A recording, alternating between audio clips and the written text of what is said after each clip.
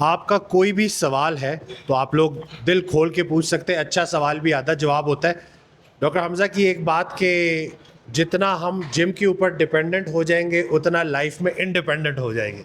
और साथ साथ जो स्पोर्ट्स इंजरी उसकी जो रीहैब की बात की है कि कितना ज़रूरी है किसी भी एथलीट के लिए, जब वो एक सीज़न खेल चुका है और उसका मसल लॉस हो गया है, उसने वेट रिड्यूस किया है, तो ऑफ सीज़न में उसने वो मसल वापस गेन करना है, नहीं तो वो ज़्यादा इंजरी को प्रोन हो जाएगा और उसको आगे जाके मसले होंगे और उसका जो स्पोर्ट्स का कैरियर है वो बड़ा शॉर्ट हो जाएगा। तो कोई सवाल जो आप लोग पूछना चाहते हो? अस्सलाम वालेकुम जी। जी, आपने अभी बात की थी पोस्चर की कि हम लोगों का मोस्टली जो पोस्चर ख़राब होता है वो ज़्यादा लॉन्ग सिटिंग की वजह से होता है। बट मैंने अपनी पर्सनल एग्जांपल दूंगी कि मोस्टली मैंने देखा है बॉयज़ और गर्ल्स और स्पेशली इन गर्ल्स, जब हम हाइट गेन करते हैं, लड़कियां जब लंबी होती हैं तो वो अपना पोस्चर बहुत ज़्यादा ख़राब कर लेती है। उसके बारे में आप क्या कहेंगे? उसको किस तरीके से देखिए, चाहे नॉर्मल हो चाहे पेशेंट हो, ये कभी भी हाइट डिपेंडेंट नहीं है। हाइट डिपेंडेंट पोस्चर कभी भी नहीं है। पोस्चर आप हमेशा, ये आपके ऊपर और आपके मसल्स के ऊपर डिपेंड करेगा कि आप इसको कैसे लेके चलेंगी। कुछ लोग ऐसे हैं जिनकी हाइट कम हो, पोस्चर को मेंटेन बहुत अच्छे से कर ले। आपका क्वेश्चन जो बेसिकली ये था कि हाइट ज़्यादा हो और वो पोस्चर को कैसे मेंटेन करें। हाइट अगर ज़्यादा हो तो एक चीज़ का ख्याल रखें कि वो अगर सिटिंग कर रहे हैं तो उनकी जो सिटिंग की चेयर है वो थोड़ी सी एलिवेटेड हो। जब आपकी चेयर एलिवेटेड होगी आप ऑटोमेटिकली ग्राउंड के लेवल पर आ जाएंगी, क्योंकि जब आपकी चेयर की सिटिंग कम होगी आपके ऑटोमेटिकली आप फॉरवर्ड हेड पोस्चर करेंगे जिस तरह आप अभी बैठी हुई हैं। तो उसके लिए चेयर आपकी हाइटेड होगी, शोल्डर आपके डिप्रेस्ड होंगे, बैक आपकी प्रॉपर लगी होगी, तब आपकी कर्वेचर कभी भी ख़राब नहीं होगा। मसल्स हमेशा वर्क करते हैं आपके मुताबिक, आप उनको कैसा लेके चलेंगे। यानी कि जो बच्चे ग्रो कर रहे हैं ना उनको बैठने के आदाब भी सिखाने होंगे। खाने के आदाब के साथ साथ बैठने के आदाब भी। कोई और? अस्सलाम वालेकुम, my self doctor Fahd. Sir, आप मुझे बताएंगे कि जैसे जिम के अंदर हमारे जिम ट्रेनर्स भी और पेशेंट्स भी, हत्ता के डॉक्टर्स भी एक्सरसाइज कर रहे होते हैं और एक्सरसाइज के दौरान ही मसल क्रैम्प आता है जो कि बड़ा कॉमन आ जाता है। तो उसी टाइम हम उसको किस तरह से डील करें? लेट्स से स्पोर्ट्स रिलेटेड है। अगर जिम की एक्सरसाइज या कोई भी एक्सरसाइज कर रहे हो उसमें आपको स्ट्रेन आता है तो उसको आप कैसे करोगे? तो उसका सबसे इजी मैनेजमेंट, सबसे जो बेसिक चीज़ होती है, आपने सिंपल उसी मसल को, जब भी कोई क्रैम्प आता है या कोई भी स्ट्रेन आता है, तो आपने सिंपल एक चीज़ करनी है कि उस मसल को आपने स्ट्रेच करके उसी स्ट्रेच पोजीशन में उसको 5 to 10 सेकेंड्स के लिए होल्ड करना है। जैसे ही आप उसको 5 to 10 सेकेंड के लिए उस क्रैम्प में, उस स्ट्रेच पोजीशन में होल्ड करोगे तो आपका वो जो स्ट्रेन है या जो क्रैम्प आया हुआ है वो विद इन सेकेंड्स आपको रिलीफ मिल जाएगा। ये सिर्फ एक्यूट मैनेजमेंट है जो आपने जिम के दौरान उस पर करनी है। उसके बाद फर्दर आपने क्या करना है, उसके लिए आपको एक स्पेशलिस्ट की ज़रूरत पड़ती है कि आपने किसी स्पेशलिस्ट के पास जाना है, उसको देखना है कि उसको फर्दर उसने क्या करना है उसके साथ। उसकी मैनेजमेंट प्रॉपर फिर आगे रिहैब में ये होती है कि आपने, अगर इनिशियली आपके पास हीटिंग अवेलेबल है नहीं है, आप आइसिंग भी कर सकते हैं। आइसिंग से भी आपके मसल काफ़ी हद तक रिलैक्स हो जाते हैं, ठीक है। और जब आप फिर क्लिनिक में जाएंगे तो वो फिर क्लिनिक में आपको प्रॉपर तरीके से उसके रिहैब बताएंगे कि उसको कैसे रिहेबिलिटेट करना है, दोबारा नॉर्मल फंक्शंस में लेके आना है। Thank you. अच्छा, इससे ना थोड़ा सा, क्योंकि वो क्रैम्प्स की बात हो रही थी, अभी वैसे भी मौसम गर्म हो रहा है, स्वेटिंग होगी, तो डिहाइड्रेशन की वजह से और इलेक्ट्रोलाइट इम्बैलेंस की वजह से भी ये मसला होता है। एक सप्लीमेंट जो बहुत हेल्पफुल है, जो कि मैं देखता हूँ बड़े कम लोग यूज़ करते हैं, वो एल टॉरिन है। और वो भी तकरीबन 3 to 5 grams per day L taurine अगर आप लेंगे, ख़ास तौर पे इस मौसम में विद प्रॉपर वाटर इनटेक, तो ये जो मसल क्रैम्प्स है इससे आप इसको प्रिवेंटिव तौर पे, यानी कि आप अपने आप को बचा सकते हैं। अस्सलाम वालेकुम, मेरा नाम डॉक्टर तशबी है। माशाल्लाह बड़ी अच्छी प्रेजेंटेशंस हुई हैं। सर हैदर, आपसे सवाल है और डॉक्टर हमजा आपसे सवाल है। सर हैदर, आपसे पहला सवाल ये है कि स्पोर्ट्स और एथलीट और नॉन एथलेटिक पर्सन जो होता है, नीज़ की कौन सी 4-5 ऐसी बेसिक एक्सरसाइज हैं जो कि एथलेटिक पर्सन भी कर सकता है और नॉन एथलेटिक पर्सन भी कर सकते हैं, क्योंकि नीज़ आर द मेन, आप कह दें, सुतून होते हैं बॉडी का। उसके ऊपर वेट आएगा, वो डिस्ट्रॉय होंगी तो पूरी बॉडी आपकी डिस्ट्रॉय हो जाएगी। तो वो कौन सी एक्सरसाइज है जो इस चीज़ को बचा सकती है? और डॉक्टर हमजा, आपसे एक सवाल है कि फॉर एग्जांपल आपने नेक के पेन की बात की थी ना, so there are lot of differentiation कि आप कर सकते हैं। एक पर्सन आए है, उसको जो है ना नेक में प्रॉब्लम आ रही है, वो कैसे डिफ्रेंशिएट, एक फिजियो और एक नॉर्मल पर्सन जो घर में है डिफ्रेंशिएट करेगा कि हाँ उसको माइग्रेन हो रहा है या ये कोई physio related point of view से उसको नेक इशू है? Thank you so much. अच्छा, सबसे पहले आपका क्वेश्चन था कि एक नॉर्मल पर्सन और एक एथलीट में अगर आप नी की एक्सरसाइज कराते हैं तो कौन सी बेसिक्स होंगी जो हम दोनों को करा सकते हैं।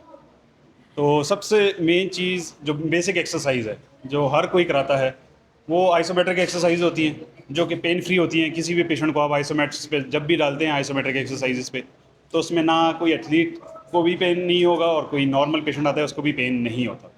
उसके साथ साथ आप बैंड की एक्सरसाइज, रेजिस्टेंस बैंड के साथ एक्सरसाइज, बेसिक एक्सरसाइज वो करा सकते हैं।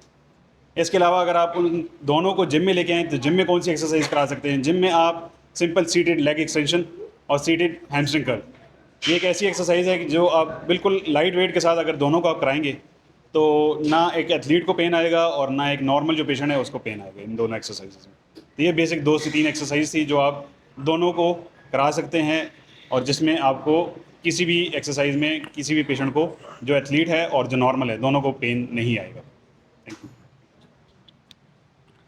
अच्छा, आपका एक क्वेश्चन ये था कि जो घर में पेशेंट है या नॉर्मल है वो इसमें डिफ्रेंशिएट कैसे करेगा कि मुझे मिग्रेन हो रहा है या मुझे फिजियो रिलेटेड प्रॉब्लम है।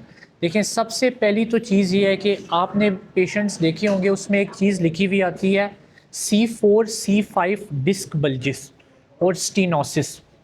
स्टीनोसिस में जब आपको पता होगा कि वर्टिब्रा के बीच में अगर नर्व कंप्रेस हो रही है तो ये आपको पेन लेके जाता है नमनेस की तरफ, और वो आगे पेन जाता है 3 नर्व्स के थ्रू। ऊपर हमारे पास होता है रेडियल नर्व, सेंटर में हमारे पास जो फिंगर थंब वाली सेंटर फिंगर को लेके जाती है मीडियल नर्व, और जो लास्ट में लेके जाती है उसको हम कहते हैं रेडियल नर्व। तो ये 3 हमारे पास नर्व है। अगर कंप्रेशन आ रहा है, पेशेंट कंप्लेन कर रहा है, तो फिर तो ये फिजियो रिलेटेड इशू है, तो उसको एड्रेस करना चाहिए। और सेकंड चीज़ जो आपका कंप्लेन थी कि अगर घर में पेशेंट बैठा हुआ है उसको नहीं पता कि whether it is migraine, whether it is posture related issue, तो उसमें एक कंडीशन होती है जिसको हम कहते हैं नेक टेक सिंड्रोम।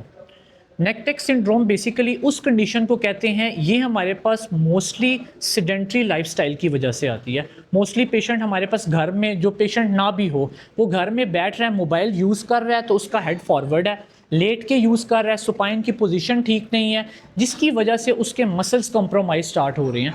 मसल्स के कंप्रोमाइज़ के साथ ऊपर जो आपके ऑसिपिटल्स के बोन्स हैं उसमें जब पेन स्टार्ट हो तो वो आपको लेके जाता है मिग्रेन की तरफ। लेकिन मोस्टली कंडीशन में आपके मसल्स का पेन लीडिंग टूवर्ड माइग्रेन होता है। तो इस कंडीशन में हम ये चीज़ पेशेंट को डिफ्रेंशिएट करवा सकते हैं। जिसको घुटनों का मसला हो, साइकिलिंग कितनी देर करनी चाहिए? अच्छा, आंटी ने एक क्वेश्चन किया है कि जिनको घुटनों का मसला हो तो वो साइकिल कितनी देर करें। देखें, सबसे पहले तो ये है कि अगर आपके नीज़ में स्वेलिंग है तो साइकिलिंग इतनी इफ़ेक्टिव नहीं है। सबसे पहले स्वेलिंग को मैनेज कर लें, फिर आप साइकिलिंग करें। लेकिन ऐसा नहीं है कि जिनको घुटनों का प्रॉब्लम है वो साइकिलिंग नहीं कर सकते। मैं हर पेशेंट को साइकिलिंग करवाता हूँ। साइकिलिंग से आपके नीज़ के जितने भी मसल हैं, MCL, LCL, ACL, PCL, इनकी ब्लड की सर्कुलेशन बेहतर होती है। नॉर्मली अगर एजिड है तो वो एटलीस्ट 12 मिनट साइकिलिंग डेली कर ले, कोई प्रॉब्लम नहीं है। एक मोस्ट इंपॉर्टेंट कंडीशन होती है जिसको हम कहते हैं ट्रोक्लियर हाइपोप्लेजिया, जो जाके डायरेक्ट आपके नीज़ में प्रॉब्लम करती है, जिसकी वजह से मोस्टली लोगों को पता है कि ऑस्टियो आर्थराइटिस, रोमाटाइड आर्थराइटिस, ये बेसिकली बैक स्टेज में एक कंडीशन होती है ट्रोक्लियर हाइपोप्लेजिया।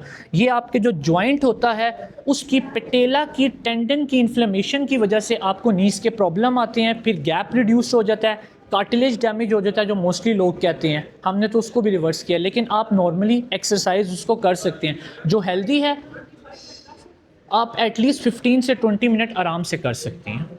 अच्छा, जो ये साइकिलिंग है ना, ये मुझे पर्सनली भी बहुत पसंद इसलिए क्योंकि ये जो मूवमेंट है ना, ये मिमिक करती है स्क्वाट्स को। यानी कि आपकी जब आप साइकिलिंग कर रहे हैं तो आपके नी जॉइंट पे भी और आपके हिप जॉइंट पे भी मूवमेंट हो रही है, तो आप बड़े आराम से, ज़्यादा बॉडी पे प्रेशर डाले बगैर अपने उन सारे मसल्स को एक्टिवेट कर रहे होते हैं। साथ साथ जब आपका वो थोड़ी रेजिस्टेंस भी आप बढ़ाते हैं तो उससे ज़रा मसल्स की ग्रोथ भी बेहतर तरीके से होती है। तो ये एक अच्छी सेफ एक्सरसाइज है, लेकिन डॉक्टर से पूछ लिया कर।